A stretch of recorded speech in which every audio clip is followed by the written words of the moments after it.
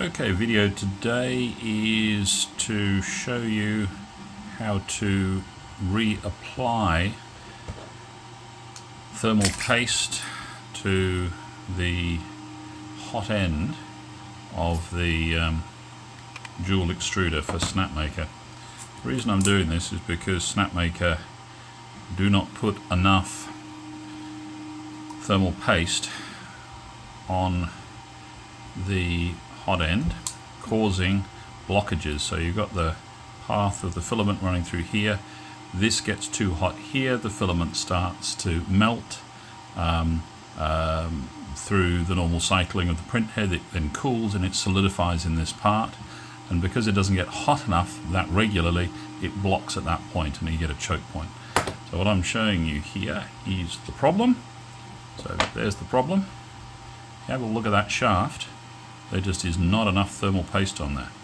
So as you can see, I've just cleaned it off with my fingers, and there's bugger all on there. Bugger all on my fingers either. So really the issue is there's not enough thermal paste on here. Thermal paste I'm using is this sort of stuff, the same stuff you use on a heatsink for a CPU, because it doesn't really get that much hotter there. A little bit of a squirt on there, not a lot.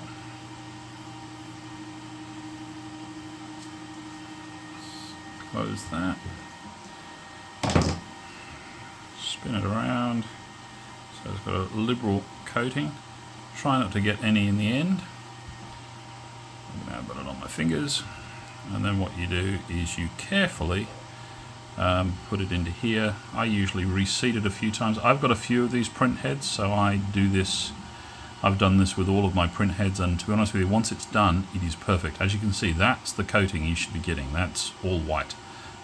So once it's in place, you can then plug this beastie back in again, preferably without getting everything covered in heatsink paste, and then tighten it back up again. This is the 1.5mm. That is now reasonably tight. Doesn't have to be rock solid. And that's it, job done. Now if you wish to, if you put a little bit too much on there, a little bit of a cotton bud, and you clean it up there, because obviously you don't want that going anywhere. That is the job. It's as simple as that.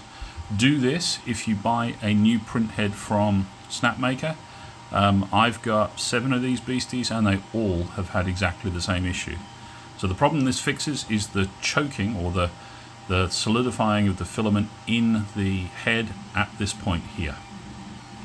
Now to clear this, if you've already had the blockage, it's difficult. I will give you that.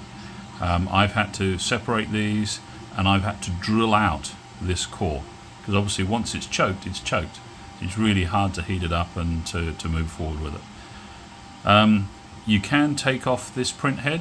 I've drilled out the head before. I've got a very, very small, this is a 0.4mm head, so I've got a 0.4mm drill bit that I can go through here to drill that out, and then I use a 2.5mm drill to drill out any filament that's in there. That seems to work. I've got some compressed air, so I can actually clean that off with some compressed air. It's not ideal though, but I have been able to recover a number of print heads which have got clogged in the past. Anyway, look, I hope you find it useful. Cheers.